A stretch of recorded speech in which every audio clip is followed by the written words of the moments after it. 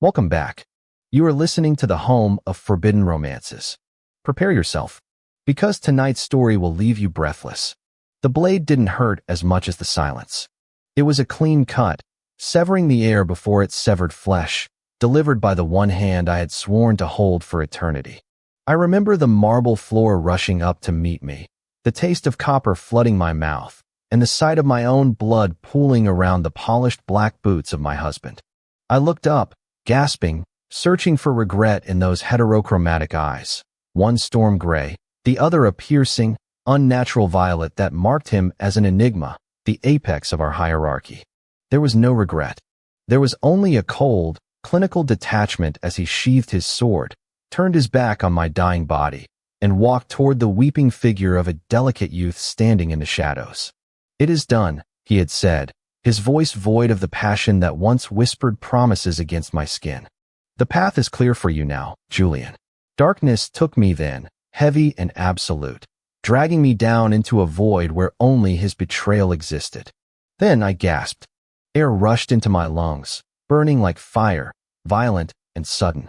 My eyes snapped open, expecting the fires of hell, but instead, I was met with the soft diffusion of morning light filtering through familiar sheer curtains. I sat up, clutching my chest, my fingers digging into the silk nightshirt that clung to my sweat-drenched skin. My neck. I clawed at my throat. Smooth. Unblemished. No scar. No blood. "You're awake." The voice was a low rumble, akin to distant thunder, vibrating through the mattress. I froze. Slowly, terrified that my sanity had finally fractured, I turned my head. There, sitting in the velvet armchair by the window, reading a dossier with casual indifference, was Duke Thorn. He looked younger, the lines of stress around his eyes less pronounced, his aura radiating that terrifying, calm dominance that made lesser men kneel. He wasn't the man who had just killed me. He was the man I had married 3 years before my death. I had returned. Fate, in its cruel sense of humor, had rewound the clock to the week following our wedding. My breath hitched, turning into a jagged hyperventilation. The phantom pain of the blade ghosted across my neck. I scrambled backward, the silk sheets tangling around my legs, until my back hit the ornate headboard. Cashin lowered the papers. His violet I narrowed slightly. "Lysander? You're pale. Stay back," I croaked, my voice trembling. He stood up, his movements fluid and predatory, a panther stalking across the plush rug. "Did you have a nightmare?" "Do not touch me," I shouted, flinching as he reached out. His hand paused in midair. For a moment, confusion flickered across his stoic features, replaced quickly by a darkening intensity. He was an enigma, a subgender so rare and powerful that they could overwrite the biology of alphas and omegas alike. His pheromones, usually tightly controlled, leaked into the room, a scent of burnt cedar and ozone that made my instincts scream danger. "You are shaking," he observed, his voice dropping an octave. "Who dared to frighten you?" "You," I wanted to scream. Asterisk you, who sacrificed me for your childhood sweetheart. You, who looked me in the eye and erased my existence for a boy named Julian, asterisk. But I couldn't say it. He wouldn't believe me. Or worse, he would realize I knew the future and accelerate his plans. I had to be smart. I had to survive. I swallowed the bile rising in my throat and forced my limbs to stop trembling. I was Lysander of House Valerius, a high-ranking noble in my own right. I would not die like a dog again. Just a dream, I whispered, averting my gaze. A terrible dream. Cashin studied me for a long moment, his gaze feeling like a physical weight against my skin. "Get dressed," he said finally, withdrawing his hand. "The imperial banquet is tonight. We must uphold appearances. The imperial banquet." I remembered this night. In my first life, I had clung to his arm, desperate for his validation, parading myself as the proud husband of the Enigma Duke while the court whispered behind their fans. That was the night he first introduced me to Julian, his distant cousin, who needed protection. I laughed internally, a bitter, corrosive sound. Not this time. The ballroom was a kaleidoscope of jewels, silks, and false smiles. The orchestra played a waltz that grated on my nerves, the melody too sweet for the venom circulating in this room. I stood by the refreshments, clutching a glass of champagne as a shield, watching Cashin from across the room. He was surrounded by generals and ministers, a tower of black and silver military regalia, commanding the space without uttering a word. Lysander, you look ravishing tonight. The voice made my blood freeze. I turned to see a slight, fair-haired youth approaching, his eyes wide and innocent, wearing a suit of pale blue that accentuated his frailty. Julian. Lord Lysander. Julian bowed, his voice breathy. The Duke speaks of you often. It is an honor to finally meet the man who captured his heart. Liar. In my past life, I had been charmed by him. I had invited him into our home, comforted him, treated him like a brother. And all the while, he was the reason my husband was plotting my execution. The pleasure is mine, I said, my voice sharp as cut glass. I didn't bow back. Though I wonder, what exactly does the Duke say? He is not known for his poetry. Julian blinked, his smile faltering. Oh well. He speaks of your strength. Your dignity. Is that so? I took a step closer, looming over him. I was taller, broader, trained in fencing and politics. Why had I ever made myself small for this boy? Tell me, Julian, do you enjoy the opera? Specifically, tragedies? I suppose, he stammered, intimidated by my sudden coldness. Good. Because life is often a tragedy for those who covet what does not belong to them. Before Julian could respond, the atmosphere in the room shifted. The air grew heavy, charged with static. The chatter died down instantly. I felt it before I saw him. Cashin was behind me. His presence was like a gravity well, pulling everything toward him. Is my husband entertaining you, Julian? Cashin asked. His hand came to rest on the small of my back, his thumb rubbing circles into the fabric of my coat. The touch burned. Julian looked up at Cashin with adoration that made my stomach churn. Lord Lysander was just telling me about tragedies, Your Grace. Cashin's fingers tightened on my waist, almost painfully. He didn't look at Julian. He was looking at me. Lysander prefers history to fiction. Don't you, my love? I prefer truth, I retorted, pulling away from his touch. If you will excuse me, the air in here is stifling. I walked away without waiting for permission, my heart hammering against my ribs. I needed to leave. I needed to annul this marriage, take my dowry, and flee to the Southern Isles before Julian's illness required my heart as a cure or whatever political nonsense Cashin had used to justify my murder. I made for the balcony, stepping out into the cool night air. The garden below was a labyrinth of hedges and moonlit roses. I gripped the stone railing, trying to formulate a plan. You're running. I spun around. Cashin blocked the doorway, the light from the ballroom framing his silhouette. He stepped into the shadows of the balcony, the door clicking shut behind him, sealing us in. I am getting fresh air, I lied. You have been avoiding me all day, Cashin said, stepping closer. You flinch when I touch you. You look at me with hatred. What? I don't know what you mean. Do not lie to me.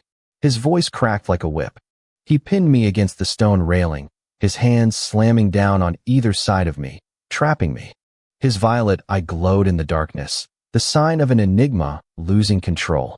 I can smell your distress. It tastes like fear. You are terrified of me. What? Because I know. I shouted, the dam breaking. I know about Julian. I know you love him. Cashin froze. The rage on his face morphed into genuine bewilderment. Julian? You think I love Julian? Don't insult my intelligence. I spat, tears of frustration pricking my eyes. I know he is your first love. I know I am just a placeholder, a political alliance until you can find a way to be with him. I know you would kill for him. Cashin stared at me, his expression unreadable. Then, a low, dark laugh bubbled up from his chest. It wasn't a happy sound, it was terrifying. Kill for him.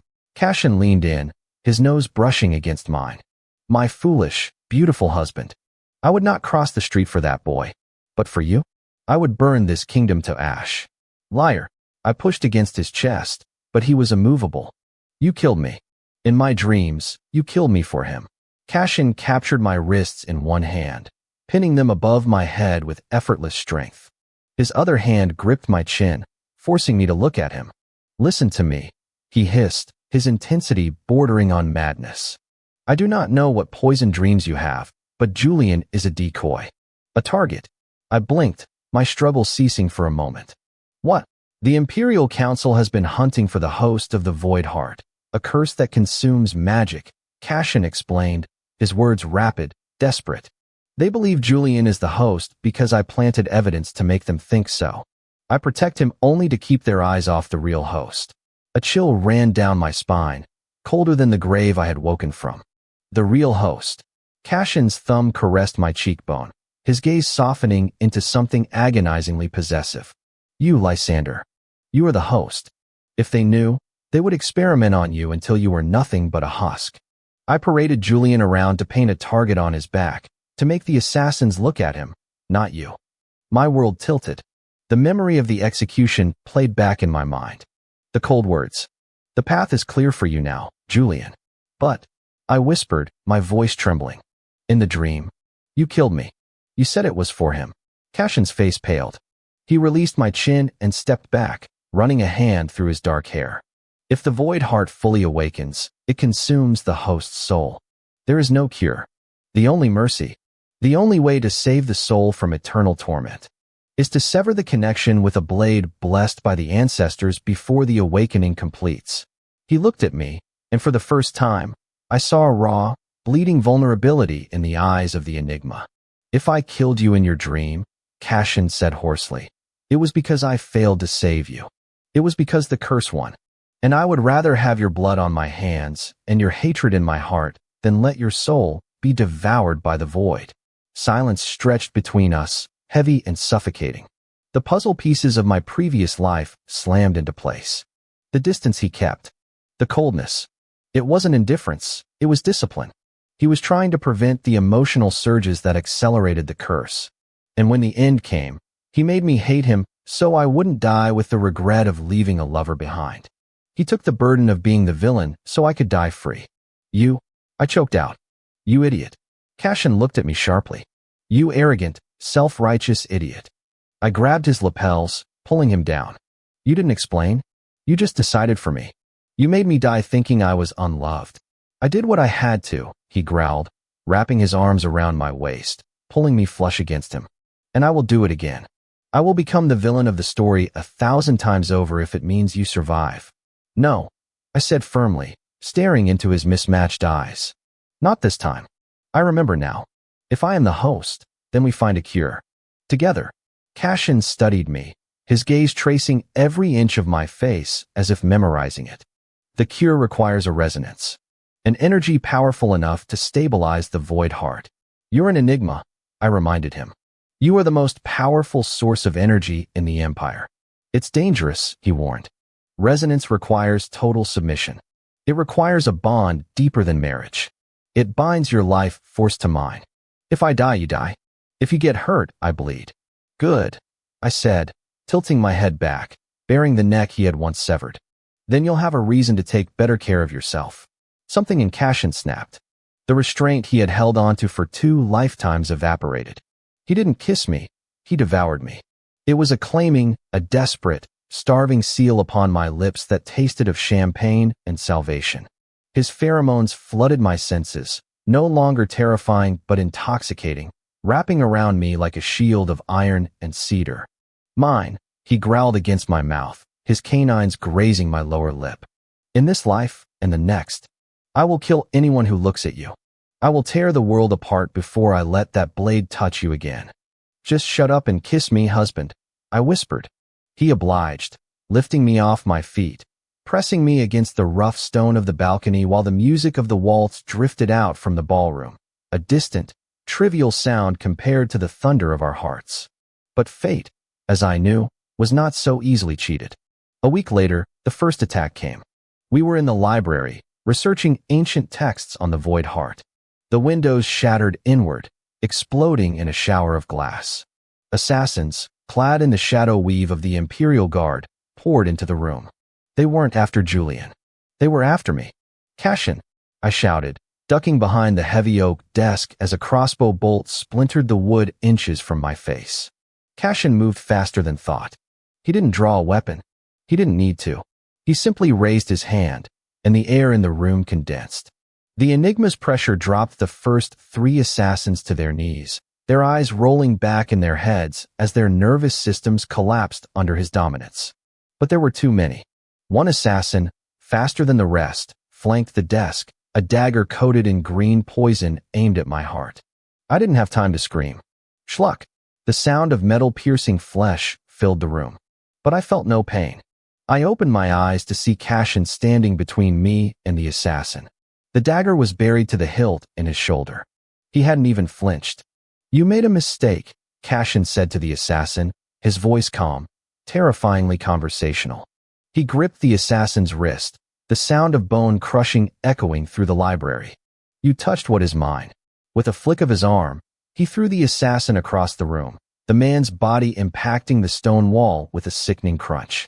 Cashin pulled the dagger from his shoulder, black blood oozing from the wound. He didn't look at it. He turned to me, his eyes glowing with a feral violet light. "Are you unhurt?" he demanded, scanning me for scratches. "You're bleeding," I cried, rushing to him, pressing my hands against the wound. "It doesn't matter," he rasped, covering my hands with his blood-slicked ones. "Did they touch you?" "No," I sobbed, the realization hitting me. The plot hole of my past life, the needlessly complicated method, the secrecy. It was because the council had spies everywhere, even in our home. If Cashin had shown this level of obsession in my first life, they would have known I was the host immediately. He had stifled his love to hide me. "Cashin," I whispered, tearing strips from my shirt to bind his wound. "They know. The secret is out. Let them come," Cashin snarled, turning to face the broken window where more shadows were gathering in the garden. He pulled me behind him, his silhouette expansive, a wall of darkness and protection. The air crackled with his power, the shadows in the room lengthening, bending to his will. "They thought they were hunting a lamb," Cashin said, his voice echoing with the power of the Enigma, shaking the very foundations of the manor. "They are about to learn that they have stepped into the den of a monster." He looked back at me over his shoulder, a smear of blood on his cheek, his smile sharp and terrifyingly beautiful. "Stay close, Lysander. Tonight, we rewrite the ending." And as the world exploded into violence around us, as he tore through our enemies with the ruthlessness of a god of war, I realized the truth. He was obsessed. He was unhinged. He was dangerous. And he was entirely, irrevocably mine. And that is how the viper tamed the wolf. If you enjoyed seeing Cashin unleash his dark side to protect his obsession, destroy that like button. And tell me in the comments, would you forgive a husband who killed you in a past life if it was to save your soul? I'll be reading your answers. Subscribe for the next chapter. Until then, prompt image. Prompt, masterpiece, best quality, high-res, 1.2. Korean manhwa style, semi-realistic, digital art, 2 men, BL, yaoi, man 1. Tall, muscular enigma, glowing heterochromatic eyes gray and violet, black military coat with silver aiguillettes, fierce protective expression, blood on cheek, arm outstretched using dark magic, shielding man 2. Man 2. Noble aristocrat, disheveled white silk shirt, torn sleeve, kneeling behind man 1, clutching man 1's waist, expression of awe and fear, looking up.